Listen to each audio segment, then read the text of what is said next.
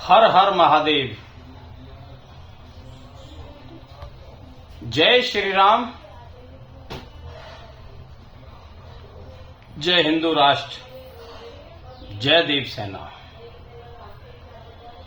बृजभूषण सैनी, राष्ट्रीय अध्यक्ष देव सेना।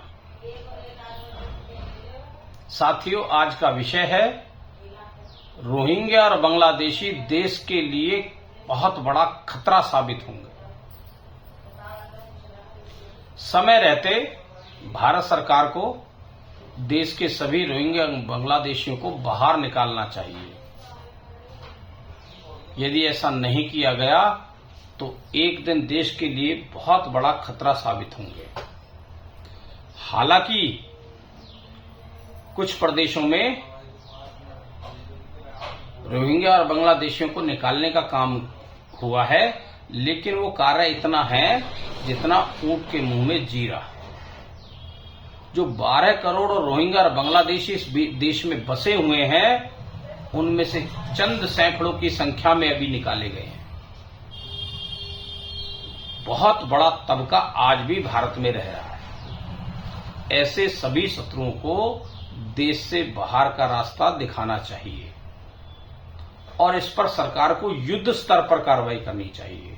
और ऐसे राज्य जहां की सरकारें उनको बसाने का काम कर रहे हैं, उन राज्यों के खिलाफ भी एक्शन लिया जाना चाहिए, क्योंकि वो देश के शत्रुओं को बसाने का काम कर रहे हैं। और खासकर बंगाल सरकार, जहां से बांग्लादेशी और रोहिंग्या प्रवेश करते हैं, उस सरकार के खिलाफ,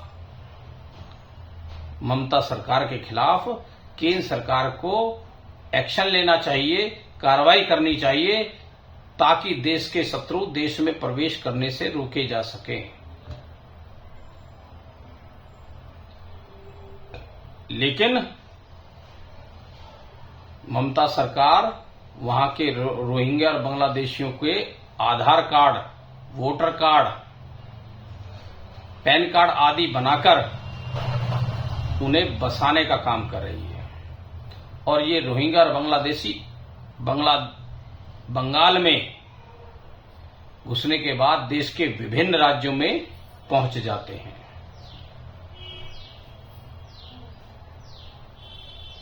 और वहां देश के लिए राष्ट्र विरोधी कार्य करने में जुट जाते हैं, देश के खिलाफ कार्य करने में लगे रहते हैं।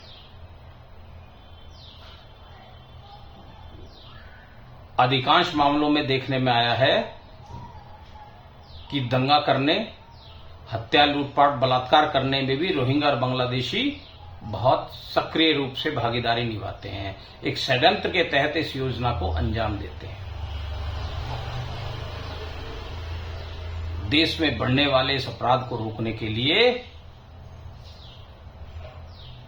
सरकार को कदम उठाने की आवश्यकता है और इन देश के शत्रुओं को देश से बाहर का रास्ता दिखाने की बहुत बड़ी आवश्यकता है। एक भी रोहिंग्या और बांग्लादेशी इस देश में नहीं रहना चाहिए, नहीं तो आने वाले समय में देश के लिए बहुत बड़ा खतरा साबित होगा। ये वो लोग हैं जो अपने देश के भले ना हो सके, जिन्होंने अपनी ही सरकार को उखाड़ फेंका, वो भारत की सरकार को उखाड़ फेंकने में कितनी देर लगाएंगे। जो अपने देश के भले नहीं हो पाए, वो हमारे देश के भले क्या होंगे। यहां की जनता के खिलाफ किस तरह से वो षड्यंत्र कर सकते हैं, ये भी समझने की बात है। वो सरकार को तो उखाड़ फेंकेंगे ही, लेकिन आम जनता के साथ वही हाल करेंगे जो आज बांग्लादेश में हिंदुओं के साथ हो रहा है। इसलिए सभी हिंदुओं को जागने की जरूरत है और सरकारों को भी, और खासकर सुप्रीम कोर्ट को भी इस मामले में संज्ञान लेने की आवश्यकता है। लेकिन कहीं ना कहीं सुप्रीम कोर्ट भी उनके हितों में लगा हुआ दिखाई देता है, हितों में कार्यकर्ता दिखाई दे रहा है।